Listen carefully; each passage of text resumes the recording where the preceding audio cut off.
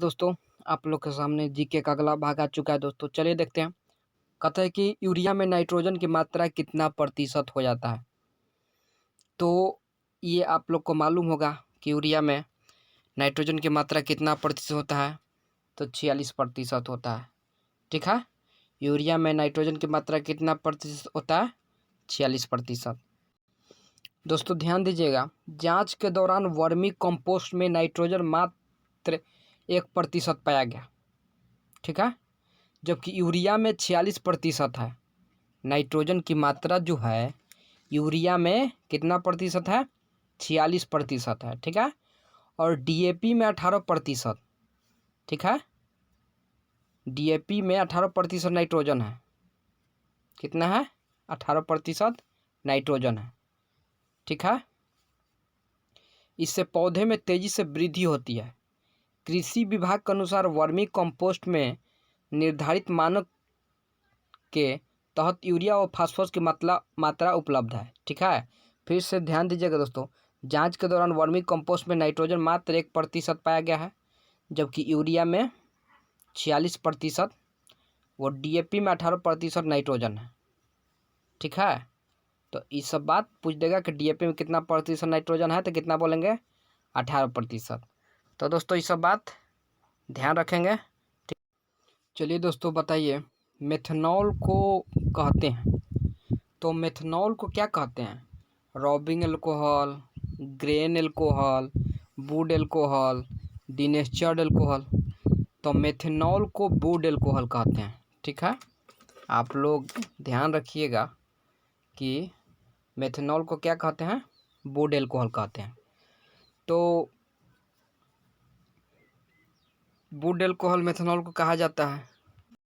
दोस्तों ध्यान दीजिएगा कि मेथनॉल एक कार्बनिक यौगिक है। क्या है? जिनका सूत्र अनुसूत्र होता है CH3OH।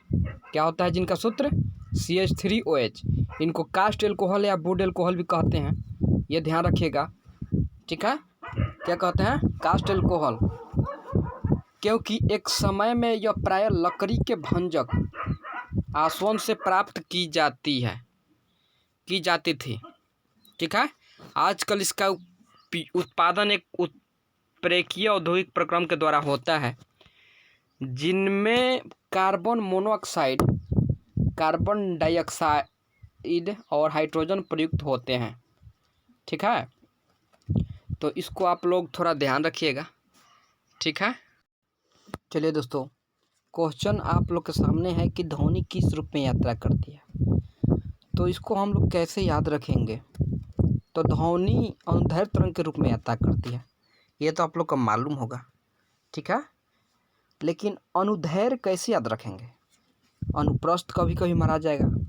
तो याद रखिएगा दोस्तों, कोई बच्चा को कुछ हो जाता है तो चिल्लाता है, या फिर हम लोग को भी कोई हो जाता है तो चिल्लाते हैं, पेट दर्द करता है, जो भी, तो आदमी कहता है कि धैर्य रखो।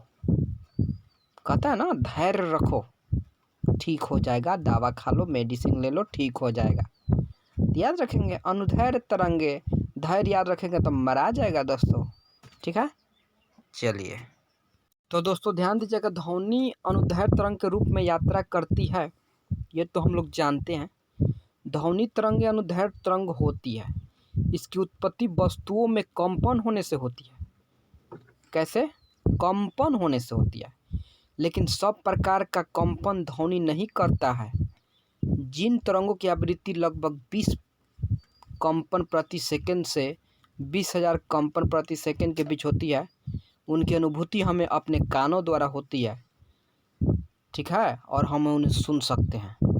ठीक है, तो इस बात को हम लोग ध्यान रखेंगे। क्या तो ध्यान दीजिएगा दोस्तों, जब बैंड बजता है ये, तो इसमें कंपन होता है और आवाज़ आती है। ठीक है, ड्रम की झिल्ली में कंपन पैदा होता है, जो हवा के संपर्क में आकर ध्वनि तरंग पैदा करती है। ठीक है, इस तरह देख लीजिए दोस्तों। ठीक है, तो मानव एवं अन्य जंतु में ध्वनि को कैसे सुनते हैं, तो ये सब आप लोग ध्यान रखिएगा। ठीक है, ध्वनि एक प्रकार का कंपन या विक्षोभ है, ये तो हम बताए हैं, जो किसी ठोस, द्रव या गैस से होकर संचरित होती है। किंतु मुख्य रूप से उन कंपनों को ही ध्वनि कहते हैं जो मानव कान में सुनाई पड़ती है। ठीक है, जो मानव कान में सुनाई पड़ेगा उसी को न ध्वनि कहा जाएगा। बोलिए, ठीक है। तो चलिए दोस्तों, मिलते हैं नेक्स्ट वीडियो में।